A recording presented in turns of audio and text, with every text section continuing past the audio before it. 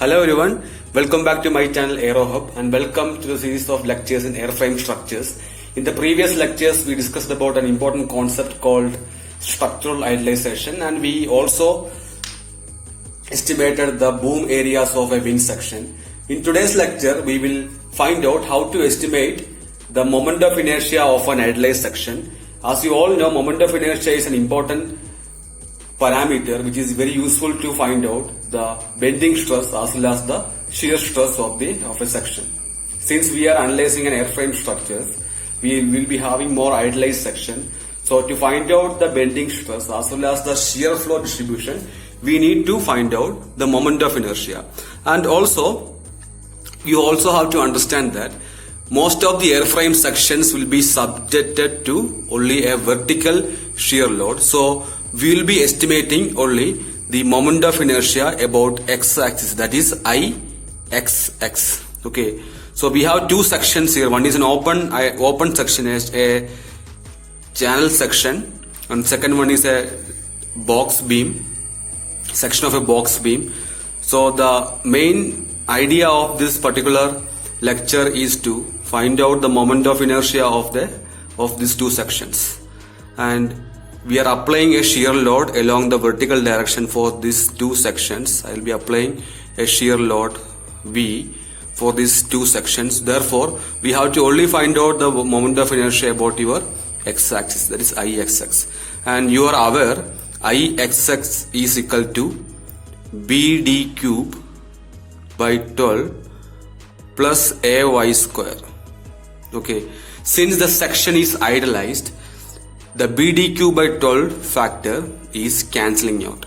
We have to only consider the area and the distance of area from the neutral axis. Okay, Y is nothing but the distance of a section or a member from the neutral axis. And here, what is the area here?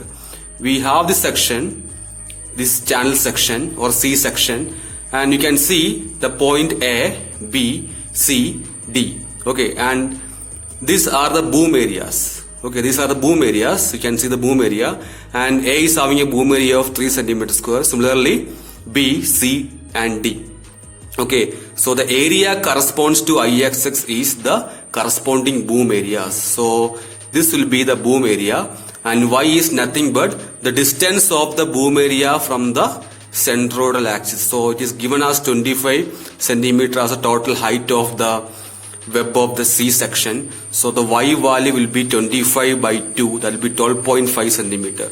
Since we have 4 boom areas here, A, B, C, D, and each having the same area, I can write down Ixx as N into AY square, where N is nothing but the number of boom areas having equal boom area. For example, in this case we have A, B, C, D having equal boom area. So I can write 4 into the boom area is 3 centimeter square, and the distance from the centroidal axis is nothing but 12.5 centimeter. It will be square. So the final value of moment of inertia will be, if you calculate, it will be 1875 centimeter power 4. This will be the moment of inertia of this section. Similarly, we will calculate the moment of inertia of this closed section. We can see in this case we have 6 boom areas, and the section is symmetric about the x-axis.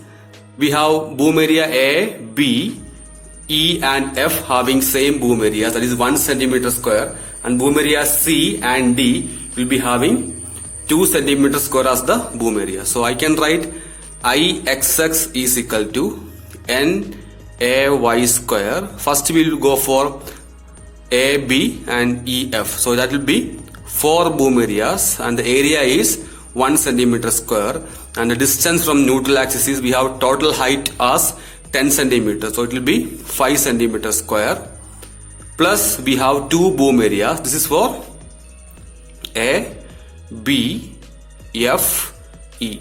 And similarly, we have to find out the boom area for point C and D. We have 2 boom areas, so it will be 2 into, and the area of the boom is 2 centimeter square into 5 square. So this is for C, D. So that will be 4 into 1, 4, 5 square is 25 into 4, 100 plus 25 plus 5 square is 25, 100.